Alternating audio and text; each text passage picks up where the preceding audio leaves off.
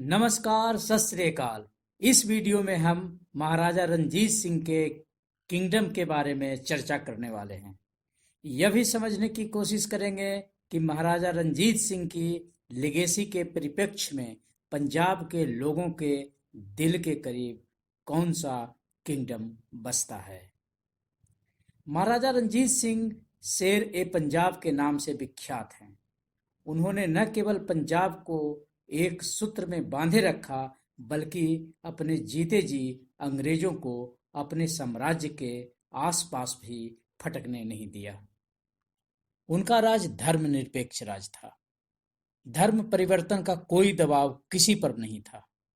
उन्होंने पंजाब में कानून एवं व्यवस्था कायम की और कभी भी किसी को भी मृत्युदंड नहीं दी।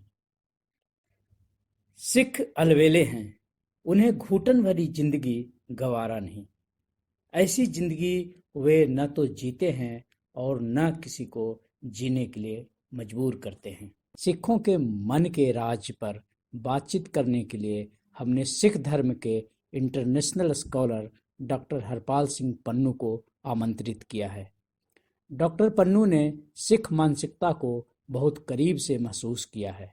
चलिए देखते हैं शेर ए पंजाब की कहानी, सिख की ही जुबानी।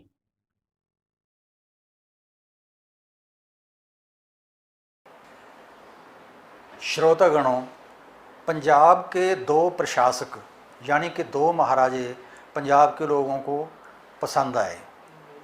उनकी स्मृतियों में वो बैठे हुए हैं। सबसे पहले बाबा बंदा सिंह। बाबा बंदा सिंह का पंजाब में राज 2 साल के करीब है, क्योंकि 1708 में उन्होंने अपना मिशन शुरू किया। 1710 में उन्होंने सरहंद फतेह कर ली। तो 2 साल तक वो सेना इकट्ठी करते रहे। बाद में सरहंद फतेह की, वज़ीर खान की गर्दन उड़ा दी और पंजाब के लोगों को महसूस हुआ कि हमें अब इंसाफ मिलने लगा है। बाबा बंदा सिंह की शहादत 1716 में हुई। उसके बाद पंजाब फिर जुल्म के तूफ़ानों में घिर गया। सिखों को जंगलों में टिकाना करना पड़ा। जान बचाने का ही सिर्फ सामने मनोरथ था, और तो कोई था नहीं। गाँव में, शहरों में तो रसाई नहीं थी, रहने का कोई ठिकाना नहीं था। सिरों के मुल पड़े हुए थे। इतने पैसे देंगे, कोई जिंदा या मुर्दा पेश करेगा। तो महाराजा रणजीत सिंह जिस वक्त हुए, उस वक्त पंजाब लुट-पुट जा चुका था। अब मैं आपको लाहौर की बात ही बताता हूँ कि लाहौर शहर 4 हिस्सों में बंटा हुआ था।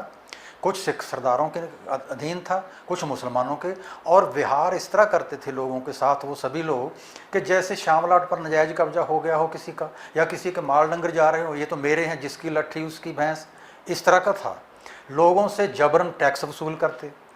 तो महाराजा रणजीत सिंह की उम्र 19 साल की थी जब लाहौर के बिजनेसमैन, मुसलमान, हिंदू, ये मिले जुले, ये रणजीत सिंह के पास है शुक्रचक मिल्क का, वो शुक्रचक मिसल थी जो, उसका मालिक था। तो 19 साल की उम्र में लाहौर पर निशान साहब लहरा दिया था महाराजा रणजीत सिंह ने। ये तो 19 साल की उम्र की बात हुई ना। 13 साल की उम्र में भी एक बात हुई थी। महाराजा रणजीत सिंह को उनके पेरेंट्स भेजते, डेरा था साधु का, सिख साधु का, कि यहाँ पढ़ने, क्योंकि स्कूल तो हुआ नहीं करते थे। सेकुलर स्कूल तो बहुत बाद में अंग्रेज़ों ने शुरू किए हैं। गुरुद्वारे, धर्मशालाएँ, मस्जिदें, यहाँ पढ़ाई के केंद्र हुआ करते थे। महाराजा रणजीत सिंह स्कूल नहीं जाता था। रास्ते में रावी नदी थी, तो घोड़ा दरख्त से बांधता, रावी नदी में तैराकी करता।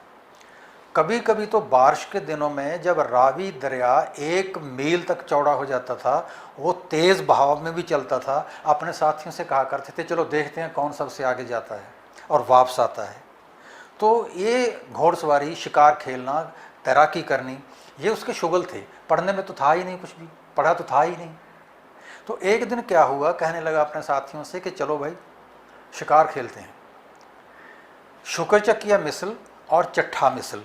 चट्ठा मुसलमान था, हशमत खान चट्ठा, वो हंकारा हुआ मिसलदार था।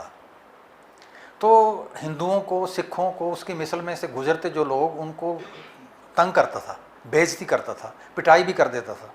महाराजा रणजीत सिंह ने एक दफ़ा अपने आदमी भेजे थे और कहा कि हशमत खान, महासिंह ने पकड़ के लाओ उसको, उसको तमीज़ सिखाते हैं।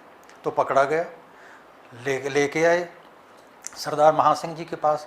महासिंह ने कहा इसको मारना तो नहीं है लेकिन जूते लगाओ। उसके जूते लगाए गए और ताड़ना दी गई कि आइंदा अगर कोई शिकायत आई तो छोड़ेंगे नहीं। उसने माफ़ी मांगी और कहा कि आगे से गलती नहीं होगी। चला तो गया लेकिन दिल में गुस्सा था कि मेरी बेइज्जती इतनी कहीं हुई नहीं थी। ये सरदारों की अकल ठिकाने नहीं है, करेंगे। महाराजा रणजीत सिंह, महाराजा तो बाद में बना ना, रणजीत सिंह 13 साल की उम्र में अपने साथियों से शिकार खेलने के लिए जंगल में गया और रास्ते में भटक गया और गलती से उधर निकल गया जहां हशमत खान का इलाका था। हशमत खान शिकार खेलने आया होता और उसने पहचान लिया ये महासिंह का बेटा है। घोड़ा कहने लगा कि आज आया है काबू, आज देखेंगे। रणजीत सिंह के पास भी कृपान थी और हशमत खान चट्ठा के पास भी थी। हशमत खान चट्ठा की उम्र 45 साल थी उस वक्त और वो रिष्ट पुष्ट दुम्बा था वो। तो रणजीत सिंह के नज़दीक आया, घेर के उस पर कृपान का वार किया। रणजीत सिंह वो वार बचा गया और तेज़ी से ज़बरदस्त वार किया। हशमत खान की गर्दन उड़ गई।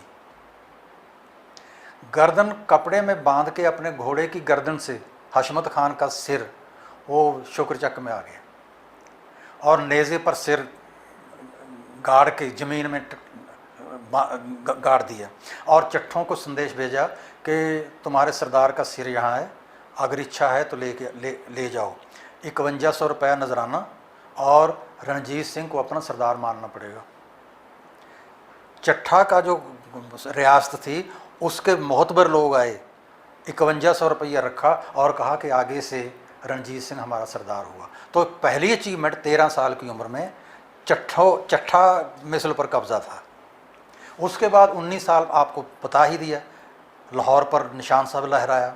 और उसके बाद आप ये देखिए कि महापंजाब है जो इधर सतलुज और उधर पेशावर सिंध तक, ये जो उधर कश्मीर तक तिब्बत तक, ये जो बड़ा पंजाब था, इसमें उन दिनों सिखों की गिनती केवल 8% थी। 8% सिखों ने या सिखों के महाराजा ने 92 यानी कि 92% पर राज किया। ये इसलिए क्योंकि लोगों को इंसाफ मिलता था। महाराजा रणजीत सिंह दीन दुखियों का हमदर्द था। कहीं पता चल जाता कोई तकलीफ़ में है, अपने आदमी भेजता, कहीं कहीं खुद चला जाता। तो आप देखते ही हैं कि फ़कीर अजीज़ुद्दीन बुखारी विदेश मंत्री, हिस्टोरियन ये लिखते हैं कि फ़ौजों के जर्नैल और कैबिनेट में सीनियर वज़ीर एशिया में उन दिनों किसी गैर मुस्लिम हुकूमत में अपॉइंट नहीं किए गए, क्योंकि मुसलमानों की गिनती थी ना बहुत एशिया में। हिंदू राज हो या सिख राज हो, वो किसी मुसलमान को दे दें।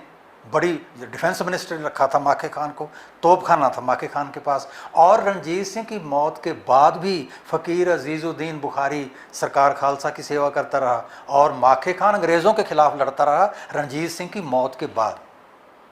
ये हीरो के मुरीद या हीरो अगर इस इतने गुणों से संपन्न है तो लोगों का दिल करता है कि इस पर जान निछावर करें। तो हिस्टोरियंस हमें बताते हैं, ये मैंने इन दिनों एक लेख छपवाया, मेटकाफ बंगाल आर्मी रेजिमेंट का ऑफिसर था, वो पंजाब में आया था 1708 में। वो महाराजा रणजीत सिंह को मिला था, लोगों को मिला था। तो वो अपने इम्प्रेशंस लिखता है। मैंने लोगों से पूछा कि आप को कोई दुख तकलीफ़, लोग बताते कि इस जन्म में तो दुख तकलीफ़ क्या, हमें तो अगले जन्म में भी दुख तकलीफ़ नहीं होगी। इस जन्म में हमें शानदार महाराजा मिला जो इंसाफ करता है और अगले जन्मों में हमारे कष्ट निवारण के लिए हमारे गुरु साहिबान हैं। तो हम तो इस जहान में भी सुखी हैं, अगले जहान में भी सुखी हैं।